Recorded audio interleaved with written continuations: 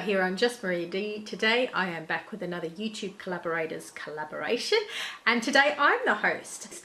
I have decided over the next 2 weeks and potentially beyond to do an Our Family series. Today's topic is going to be on chores and next week's topic is going to be on pocket money. I would like to thank Ingrid from Mommy and Mia Homeschool Chronicles for your help with this collaboration. I believe that you will be participating as well. Whether you do participate or not, I just want to say a big thank you to you for all your help. I know that you've had a lot going on at the moment and I really appreciate your support. Today's collaboration is about chores. You do not have to be a homeschooler or home educator to take part in this collaboration. Any parent can take part. I'm making it an open collaboration. The playlist link will be down below. If you have a video about how your family structured chores, I would be very happy for you to link it to my playlist. For those of you who don't know me, I'm the mother of 5. They have all been home educated, homeschooled. My husband married me knowing that I wanted a big family, and I would have had a bigger family had I not had cesareans for all of my births. We have always done chores. Even when our children were little, I involved them in the chores that we were doing. And so that would be my first tip about chores, is that even your little ones can get involved. They can help you tidy up what they've been playing with. They can be given a duster to walk around the house with you when you are doing various bits and pieces. They can learn to fold dishcloths and tea towels and cloth nappies and all kinds of things. There's all sorts of ways that you can get your children involved in what you are doing. Tip 2 about chores. I definitely think that that is actually the answer, is to get your kids involved in what you are doing. At the risk of going all High School Musical on you, we are all in this together. Whether you are a busy family or whether you are a home educating family, you are going to need all the help and support that you can get on your parenting journey, and involving your children in the chores around the house process is a very helpful thing. My husband and I were primarily responsible for things around the house, but we wanted to include them in that. Busy families need everybody to muck in together, not just from time management perspective, but also for my third reason why children should be involved in chores, and that is because psychology would tell us that children that are involved in chores are more secure in their family units. They feel like they are a bigger part of what is going on in our households. I've been doing lots of reading this year on purpose and happiness, and every single book that I have read on those topics say that one of the surest way for people to work on their own sense of purpose and happiness is to be involved in things external to them in a voluntary kind of way. And so if that is true for adults, that is definitely going to be true for our children as well. Children will feel a part of something greater when they are taken along for the journey and given responsibility and made to feel part of something bigger than themselves. Tip 4. This was essential for me as a homeschooling parent, that I simply cannot be all things to all people. I am at the luxury end of home educating now. I have 3 adult children, soon to be 4 adult children, and so my days of feeling that intense chaos, mess, noise are over in terms of that point in my life. There are other kinds of things that I deal with now, but for now, that intense moment of having little ones and doing that is over for me until grandkids come along, I'm afraid. However, it was an absolutely essential thing for me that if I was going to go and sit at swim practice or drama clubs or dance classes for hours on end with my children so that they could go out and do the activities that they were interested in, that we all had to muck in. Otherwise, mama was never going to get any kind of rest and no kind of sleep and no kind of space for myself. And we all know that if mama isn't looked after, if we can't look after ourselves, then we certainly can't take care of other people. Number 5 is how we have structured chores really over the years. I grew up with a great mum, and she had this rule in her house that she who cooks does not wash up. When our children were old enough to help out with dishes, then I also started to implement that rule in our household. So my children are responsible for the nighttime dishes.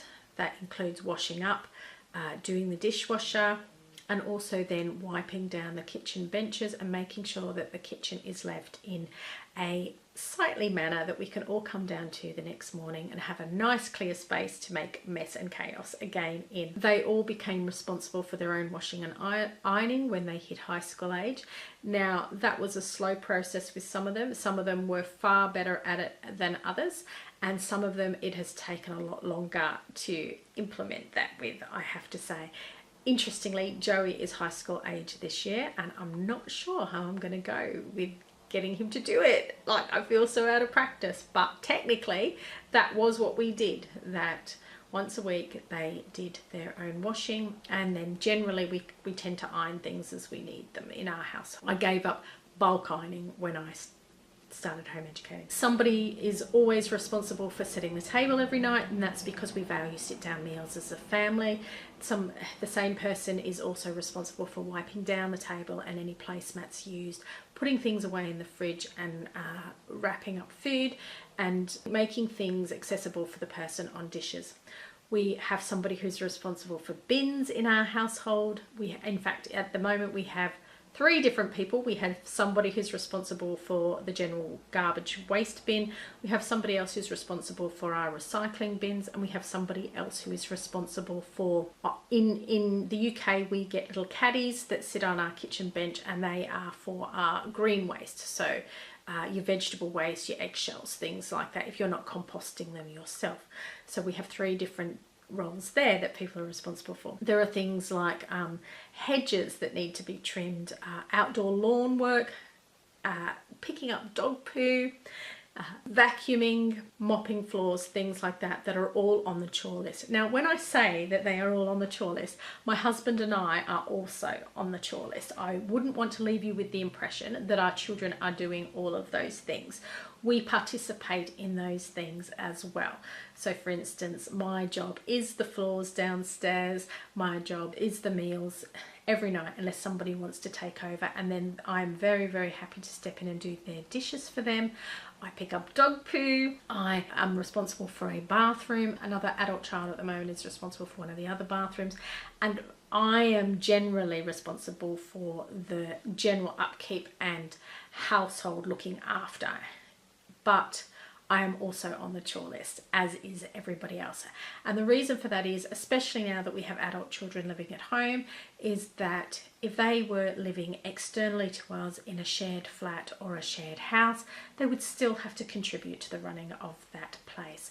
And so we haven't wanted to allow anybody to feel that they were moving back into a hotel where mum just takes care of everything, because that wouldn't be fair and that wouldn't be realistic living in the way that things would work if they were out on their own. They are all responsible, other than Joey, for their own washing and ironing, and I am responsible for his and mine and my husband's.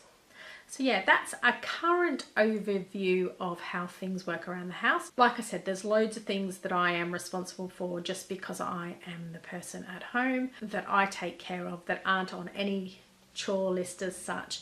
But I just thought I would share with you how we structure our more day-to-day chores for the various reasons that I have listed in the 4 tips earlier on.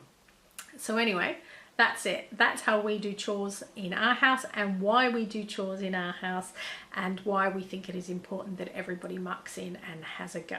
As I said at the beginning of this video, this at the moment is a 2-part series. It may grow into more, called Our Family, where we talk about how different things work in our family. So today has been about chores, obviously, and next week is going to be about pocket money, as I said earlier.